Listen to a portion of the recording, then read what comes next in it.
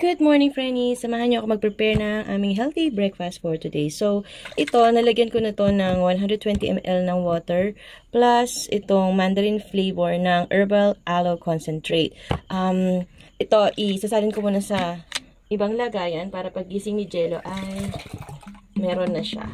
And now for myself. So, alam niyo ba, love na love ko itong bagong shaker ko. It's white. I love white. And meron pa siyang lagayan ng mga gamot. So, I just need to pour 120 ml ng water. Meron na rin siyang measurement actually. So, madali na lang magsalin. So, mga ganyang karami. Plus, 3 cups of this mandarin flavor of herbal aloe concentrate. So, we've got 1, 2, and 3. So, ayan. Ganyan lang. And then, i-mix nyo siyang mabuti. And then, ready to drink na siya. Ayan. Tara, shake natin. Kayo, kamusta naman kayo? Ayan. Ready na siyang inumin. Inumin ko muna guys. Halika. Okay.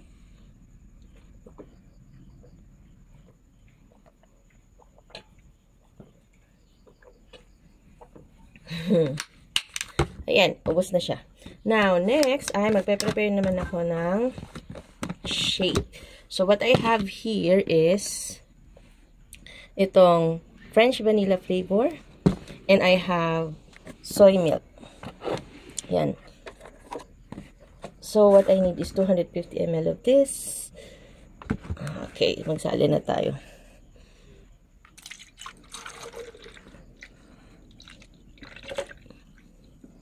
Natin. Ayan, okay na siya. 250 ml. And then, I just need to put 2 scoops of this. Ang sarap din ng French vanilla flavor. So, I've got 1. And then, 2. So, ayan, meron ng 2 scoops. And then, hindi pa ako nakontento. Lalagyan ko pa siya ng active fiber complex. So, for an added fiber, lalagyan ko siya ng 1 scoop nito. So, ito natutunan ko sa aking online class and sa mga tips and best practice na rin shared by our dear coaches nung nag-join kami na extravaganza. So, ayan. Then, isi-shake ko na siya. Tapos, iinumin ko na. Ayan. Tapos guys, alam nyo ba, nakakatuwa. Kasi, ito yung nakita ko sa ref kanina habang naghahanap ako ng soy milk, ng iba pa akong gagamitin. Alam nyo ba, ito yung nakita ko. Wait lang. Kagabi, nag-prepare na pala ng kanilang healthy breakfast yung dalawang kids ko. So, ayan. Meron ako nakitang dalawang shaker na may Dutch chocolate na sa chiller. So, ayan. Isa kay Audrey at isa kay Brielle. So, ginagawa ng kids ko. Nagpe-prepare na sila. Gabi pa lang at nilalagyan na nila sa chiller. So, ganyan ko na sila na-influence to have a healthy breakfast.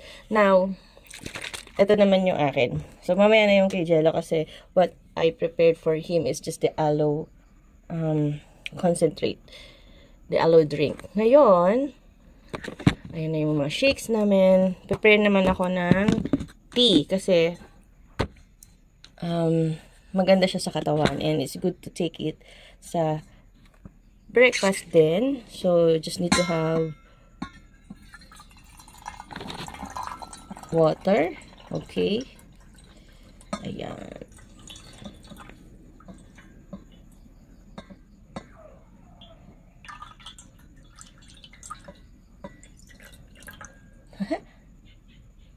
So, ayan. Meron na tayong water. Pag muna natin yung ating lagayan. Thanks nga pala kay Coach Ann sa aking magandang mug. So, ayan. Nagigamit ko siya every day. And next, ay bubuksan ko na itong aking herbal concentrate tea. So, ayan.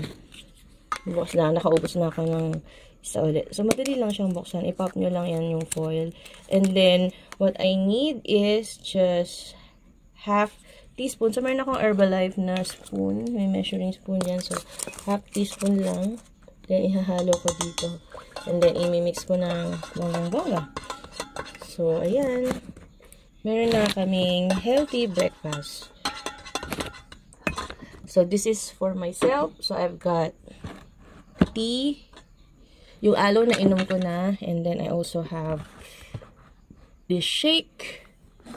Tapos, sa kids ko naman, ay, meron silang na-prepare na dalawa pa. Kagabi pa. So, ayan. So, total of 4. Ayan, healthy drinks. So, yun lang for today's video. Thank you guys for watching. Bye!